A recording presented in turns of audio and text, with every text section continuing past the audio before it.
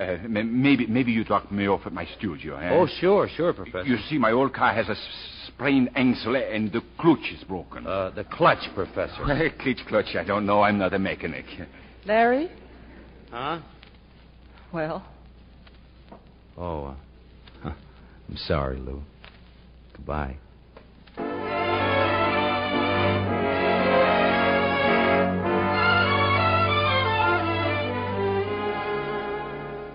Morning, Larry. Morning, Joe. Congratulations. Oh, thanks. You know the boosters... Boosters? I mean Cynthia. I hear she was the belle of the ball. Oh, yeah.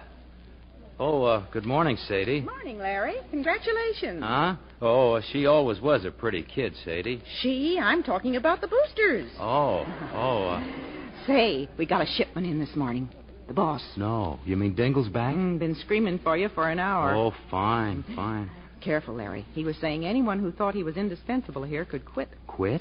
You'd better get right in there and square yourself. Sadie, where in the blazes is he? Telephone his house? I'm here, J.M. Larry, you're an hour and a half late. About time you realized I'm running a business here. Well, what do you got to say for yourself? Well, okay, J.M. You asked for it, and here it is. Huh? I guess every man's got to decide for himself just how much he's going to take, and, well, I've had my fill. And it isn't a question of money. See, I never gave a hang about money, but a man's only got one life, and I think you ought to live it with a little dignity. What? Of course, in you the wouldn't world? understand about dignity, J.M., but when you're ready to go back to Florida and stay there and stop pretending you're running this store, look me up. Oh, no, look here, And Larry. another thing, that $100,000 you gave me. Well, I'm giving it back to you. You're a good businessman, J.M. You'll know just what to do with it.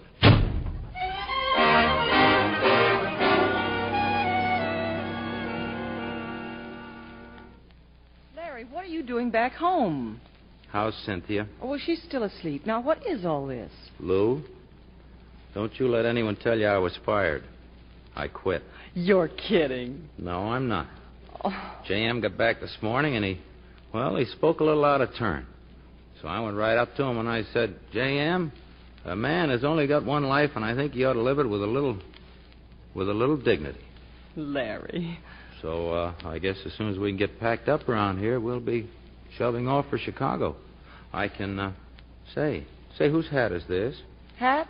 Oh, that one. Fred isn't here, is he? Now, Lou, if Cynthia's sick... That hat belongs to Gus Wood. If you're trying to keep something from me... Gus Wood? Yes, dear, the real estate agent. You mean Thatcher's evicting us? Where's Gus? There in the dining room. Well, congratulations, Larry. Congratulations. Now, wait a minute, Gus. Is this on account of Cynthia or on account of the boosters? On account of all the great fortunes of this country sprung from real estate. Yes, sir, Larry, and here's your receipt for the down payment, Lou. I'll see you in escrow. Goodbye. Lou. Larry, I bought the house. Oh, holy smoke, and me without a job. Hey, wait! Gus! Gus just drove off. Oh, Fred, is that you? Well, come on in and carry. Good morning. We didn't wait for your call, Louise, though I can well imagine the condition Cynthia's in this morning. Larry, I consider sending Cynthia to that dance unforgivable. Naturally, she'll be needing a physician before the day's over, but frankly, I think you and Lou had better get yourselves a different doctor. And let me assure you, Louise, this has nothing whatsoever to do with your Cynthia's upsetting a bowl of punch over our Fredonia. Personally, I'd recommend Dr. Taylor. If you mention my name, he might make some concession in his fees. I don't know why he should, Fred. You never have. Well, really, Fred. Mother! Yes, honey?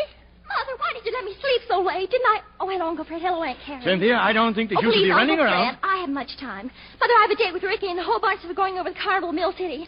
I have to get something to eat before I leave. Oh, yes, Mother, I forgot. If Stanley Johnson calls, well, just tell him I'm not at home because I won't have time to talk to him or anyone else. No. Well, looks as though you've come to the wrong address, Fred. The child is obviously overstimulated. Come, Carrie. If she were my patient, I'd put her to bed. Say, Lou, do you suppose the kid really crowned Fredonia with a punch bowl? One can only hope, Larry. Well, now, honey, wait a minute. What are you crying about? Oh, Cynthia and the house and your job all in one morning.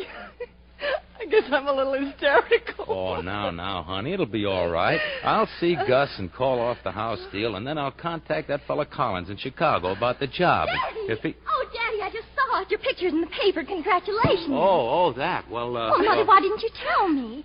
Well, what's the matter? Nothing. Now, your mother's all right. Kiddo, how'd you like to live in Chicago? Chicago? And leave Napoleon? Well, why? Well, Dad's had a little argument with Mr. Dingle. And I quit my job. Well, what's so tragic about that? All you have to do is go and apologize. Apologize? Me to Mr. Dingle? Well, I'm sure he'd take you back. Why, before I'd go back, that old windbag would have to come crawling up to our front door with his hat in his hand. Well, Cynthia, you've always said you hated it here, that you wanted to leave.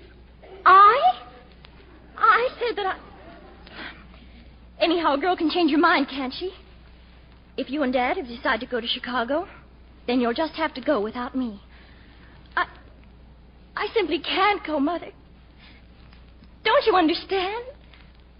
Ricky and I are going steady. Well, Louise, you heard what she said. They're going steady. Dad, look. Huh? Out there coming up our walk. Dingle. Mr. J.M. Dingle. And Daddy, he's got his hat in his hand.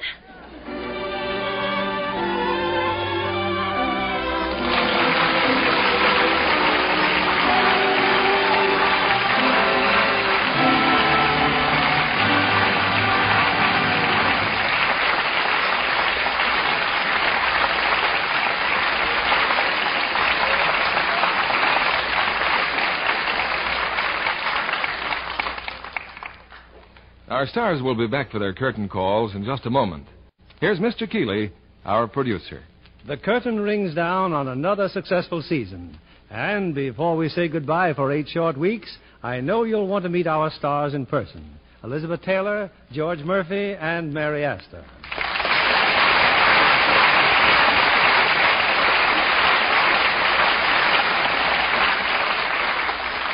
You helped us close the season brilliantly, all 3 of you. I'm glad you chose tonight's play, Mr. Keeley. Well, Elizabeth, we couldn't resist asking MGM to let us bring our audience a preview of Cynthia. Do you think they'll go to see the picture now, Bill? Oh, I'm sure of it. For one thing, there are scenes we can't show our listeners on the air, such as the amusing and romantic skiing sequence that you and Mary do in the picture. That was the first time either of us had ever skied, Bill. Yes, we learned to ski in 6 easy sittings. You looked awfully professional on the screen, Mr. Murphy. Thank you, Elizabeth. You should have seen the rehearsals. They were strictly ad lib. But it came out beautifully in the film, and all 3 of you were splendid. Incidentally, Elizabeth, I understand they're putting you right to work again at MGM. Yes, as a matter of fact, I just got off the set in time to be here. What are you doing this summer, Bill? Well, I'm preparing a new picture, which I hope to start soon. I saw your latest picture, RKO's Honeymoon. It was a lot of fun, Bill. Thank you, George. What are your plans for the summer? Me, I'm heading for Coronado. Hope to spend the summer at the beach. That is, if the studio doesn't put me to work. I'll be thinking of all you hard-working people here in Hollywood. When does the Lux Radio Theater come back, Mr. Keeley? August 25th, Elizabeth. That's the last Monday in August. And between now and then, we'll be busy arranging to present the very finest plays and the finest screen stars we can find. In fact, we plan to start off with one of the season's top hits, RKO's delightful and romantic comedy, The Farmer's Daughter, with its original and exciting stars, Loretta Young and Joseph Cotton. Well, that's a wonderful play to start the new year, Bill. I'll make a note to catch it. I hope everybody listening does the same, Mary. And until then, a very happy summer to all 3 of you. And a happy summer to your listeners, Mr. Keeley. Thanks, Elizabeth. Good night. Good night, Bill. Good night. Wishes. We'll see you in the fall.